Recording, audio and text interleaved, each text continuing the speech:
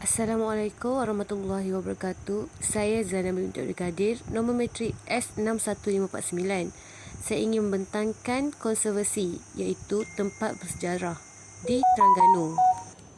Pengenalan Muzium Terengganu. Pada peringkat awal penubuhannya, Muzium Negeri ditempatkan di sudut pejabat setiausaha kerajaan negeri, ketika itu pejabat pusat, di Bukit Celong di Jalan Cerong Lanjut, Kuala Terengganu. Pengambilan kaki tangan bermula pada tahun 1976 dan ditadbir oleh seorang pegawai dari bahagian pentadbiran am, pejabat setiausaha kerajaan negeri sebagai setiausaha lembaga Muzium Negeri. Muzium Negeri terdiri sebagai identiti tersendiri selepas pelantikan kurator pada September 1981 yang kemudian dikenali sebagai pengarah pada tahun 1985. Item sejarah yang pertama itu batu bersurat. Sejarah batu bersurat Terengganu ditemui pada 1887 di Tanah Batu, tebing Sungai Tarak, Mukim Kampung Buluh, Hulu Terengganu sebelum dibawa ke surau Tok Abdul Rashid dan dijadikan sebagai alas untuk membasuh kaki sebelum naik ke surau. Setelah 15 tahun, ia telah ditemui oleh seorang usahawan berketurunan Arab, Syed Hussein Ghulam Al-Bukhari pada tahun 1902 sewaktu menunaikan solat Zuhur. Setelah dibersihkan, Syed Hussein mendapat keizinan oleh penghulu ahli untuk dibawa pulang ke Kuala Terengganu dan dipersembahkan ke bawah duli Tuanku Sultan Terengganu, Sultan Zainal Abidin III, dan diperintahkan supaya diletakkan di atas Bukit Puteri Kuala Terengganu. Usaha mengenal pasti dan membaca makna tulisan yang tercatat pada batu tersebut ditolong oleh penasihat British di Terengganu merangkap ketua bandaran Major H.S. Peterson pada tahun 1922, dibantu oleh N. Suzuki, seorang jurugambar Jepun yang merakamkan tulisan pada batu tersebut dan dihantar ke University of England. Hasil penyelidikan pakar-pakar bahasa di sana mengesahkan bahawa batu tersebut ditulis dalam bahasa Melayu dengan tulisan Jawi bertarikh 702 Hijrah. Item sejarah yang seterusnya ialah Dapur Melebur. Di negeri Terengganu Darul Iman, perusahaan membuat barang-barang tembaga merupakan aktiviti yang berasaskan industri pondok. Perusahaan ini telah berkembang semenjak dahulu sehingga kini dan kemahiran menghasilkan barangan tembaga merupakan pusaka oleh orang Melayu yang diturunkan dari satu generasi ke satu generasi yang lain sehingga kini. Dapur melebur dibuat dengan menggali lubang di bawah tanah dengan dibahagikan di tepi lubang tersebut disusun dengan batu bata serta ditampat dengan tanah liat.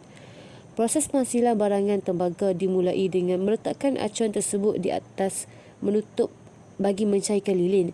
Lilin yang telah cair itu akan keluar melalui lail dan sebagainya akan meresap bagi meninggalkan rongga dalam acuan tersebut. Proses seterusnya iaitu kuih yang merisi tembaga kuning, sarung peluru, tembaga putih, anyam, timah hitam dan sedikit nikel untuk barang-barang tembaga putih yang dimasukkan ke dalam dapur melebur bersama-sama acuan dengan menggunakan penyepit. Barang kayu digunakan sebagai bahan pembakar dan hembusan angin daripada alat yang dipanggil musang digunakan untuk mengekalkan keselesaian api.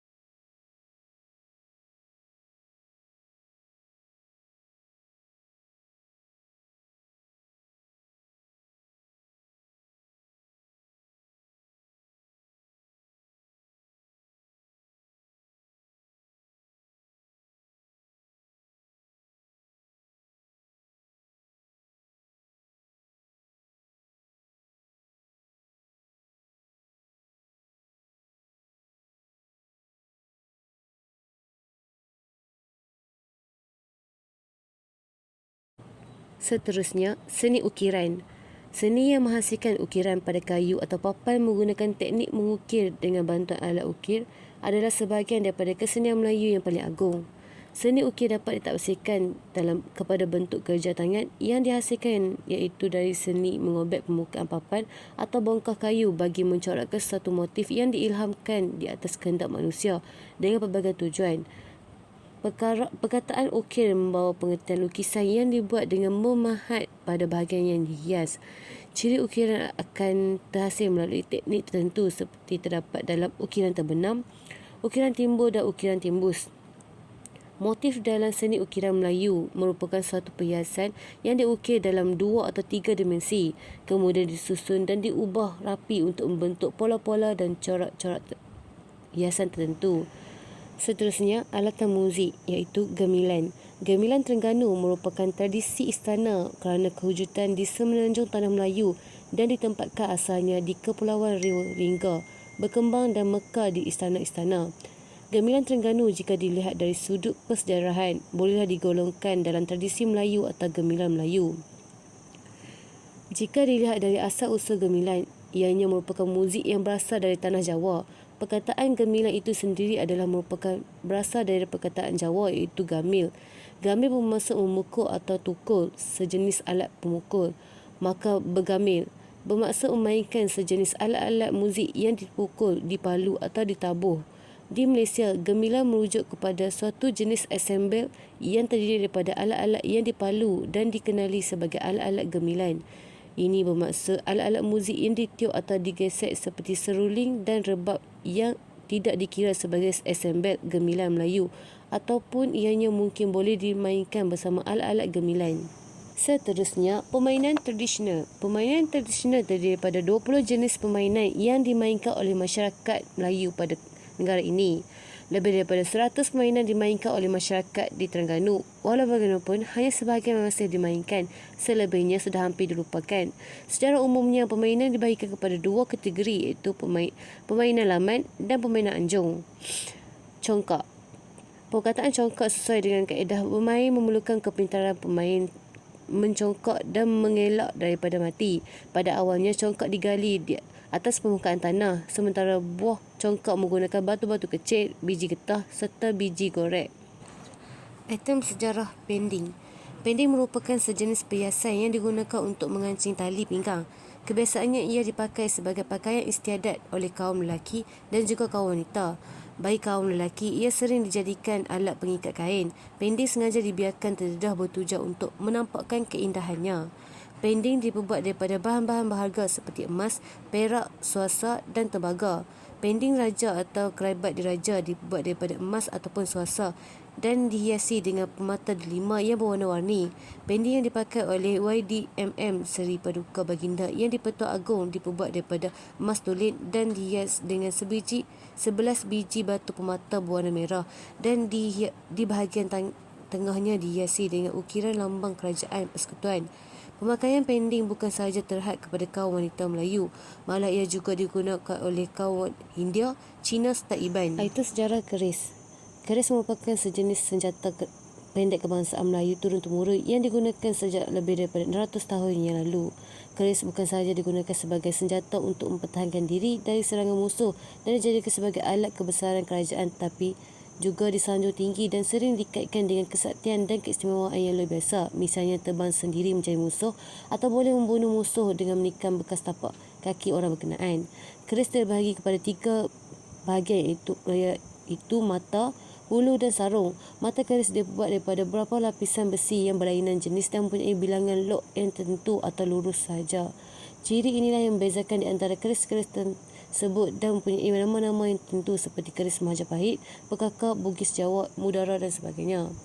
Manakala hulu keris lazim mempunyai ukuran yang berbagai rupa, dibuat sama ada daripada kayu atau gading dan ada kalanya menggunakan logam yang sama dengan digunakan pada mata keris. Begitu juga terhadap sarung keris. Ini mempunyai bahagian tertentu iaitu sampir, batang dan buntut yang dibuat daripada kayu atau gading. Seterusnya, anyaman. Anyaman biasanya dikaitkan dengan penggunaan daun pandan dan mengkuang yang terdapat di kawasan Asia bermula daripada Mauritius di lautan India, India Selatan, Siam, Indochina, Malaysia sehingga sepanjang kepulauan Pasifik. Namun begitu, di semenanjung Malaysia terdapat juga hasil-hasil anyaman dari bahan-bahan seperti rotan, bimban, lidi, kecut, resam, betam, ribu-ribu, buluh, sal, lidi, kelapa dan sebagainya. Di negeri Terengganu, industri kraft anyaman merupakan industri desa, iaitu warisan seni tradisi kerja tangan orang-orang Melayu yang dipelopori dan dimonopoli oleh kaum wanita. Kerja-kerja menganyam memerlukan tekunan, kesabaran dan kemahiran yang tinggi serta daya pemikiran yang kreatif untuk mencipta dan menghasilkan keaslian serta keindahan bentuk. Reka corak dan motif berasaskan kepada keindahan alam sekitar. Item sejarah yang seterusnya ialah zaman batu. Terdapat 3 jenis zaman batu iaitu Paleolitik, Mesolitik dan Neolitik. Zaman Paleolitik. Di Malaysia, zaman batu lama berlaku antara 10,000 hingga 8,000 Masihi. Beberapa jenis alat perkakas batu zaman ini dijumpai di Kota Tampan, Lengguk, Perak yang dikenali sebagai pengetuk batu. Ia juga dikenali dengan gelaran alat kebudayaan Tampan. Ia merupakan kebudayaan ketamadunan manusia yang paling awal berbanding tempat-tempat lain di Malaysia. Yang kedua ialah zaman Mesolitik. Zaman batu pertengahan berlaku antara 8,000 hingga 2,000 Masihi. Zaman ini juga dikenali sebagai zaman kebudayaan Hobbit-Hien, mengambil sempena tempat di Vietnam. Di sini mula-mula ditemui perkakas batu yang digunakan pada zaman ini. Yang ketiga ialah Neolitik. Zaman batu baru berlaku antara 2,000 hingga 300 Masihi. Tamadun mereka lebih maju daripada tamadun yang dimiliki oleh manusia di zaman sebelumnya. Perkakas batu yang digunakan mereka lebih cantik dan kemas, malah lebih mempunyai kemahiran dalam membuat periuk, belanga dan sebagainya. Item sejarah ekonomi. Kewujudan bandar-bandar pelabuhan pada abad ke-12 telah menyemarakkan kegiatan ekonomi masyarakat di samping kegiatan tradisi yang berasaskan pertanian, perikanan serta hasil hutan. Sistem pentadbiran negeri yang teratur di sekitar abad ke-18 dan 19 telah membentuk pola ekonomi yang baik dengan membina rumah-rumah, kedai, gudang dan pasar. Pentadbiran syah bandar yang baik menjadikan pelabuhan-pelabuhan di Terengganu dimanfaatkan oleh pedagang dalam dan luar negeri. Penemuan hasil negeri seperti biji timah, biji besi dan petroleum terus memacu kegiatan ekonomi negeri sebaris dengan negeri-negeri lain yang membangun. Seterusnya ialah pendidikan. Pendidikan agama atau pondok merupakan sistem asas sebelum bermulanya pendidikan kebangsaan secara formal. Sebahagiannya berkembang menjadi sekolah agama atau sekolah Arab, manakala sekolah Melayu telah wujud sekitar tahun 1920-an di kampung-kampung sehinggalah ke daerah-daerah di Terengganu. Sebaik mencapai kemerdekaan, usaha ditumpukan untuk mewujudkan satu sistem pelajaran kebangsaan, manakala kepesatan ekonomi dan pentadbiran negeri pada awal 1980-an telah muncul beberapa institusi pendidikan tinggi tempatan selaras dengan dasar pendidikan negara. Tekstil Melayu. Tekstil Melayu di semenanjung Malaysia adalah merujuk kepada kain limar, kain songket dan kain batik. Kain limar merujuk kepada kaedah penghasilan yang menggunakan teknik ikat dan celup benang sebelum ditenun. Kain songket pula dikait dengan teknik penghasilan fabrik yang menggunakan ragam hias benang, emas dan perak. Sementara pembuatan batik pula lebih dikaitkan dengan kaedah resis pada kain siap sebelum kain diwarnakan untuk menghasilkan reka corak dan motif pada kain. Seni tenunan ini giat diusahakan sejak beratus tahun yang lalu dan telah melalui asimilasi budaya yang sangat ketara. Kemasukan pedagang Arab dan Cina dengan barang dagangan mereka seperti benang emas, sutera serta bahan pewarna menjadi pemangkin kepada industri tenunan tempatan. Mereka juga membawa bersama tukang yang mahir dalam kerja tangan seperti menenun, menganyam dan mengukir. Kemahiran tukang-tukang tenun berkenaan diadaptasi oleh penenun tempatan dan kemudian berjaya menghasilkan tekstil tenunan seperti limar, songket dan tenunan Pahang yang memberi imej identiti tempatan. Pada awalnya, kain tenunan menjadi pakaian larangan yang hanya boleh dipakai oleh kerabat dan pembesar istana sahaja.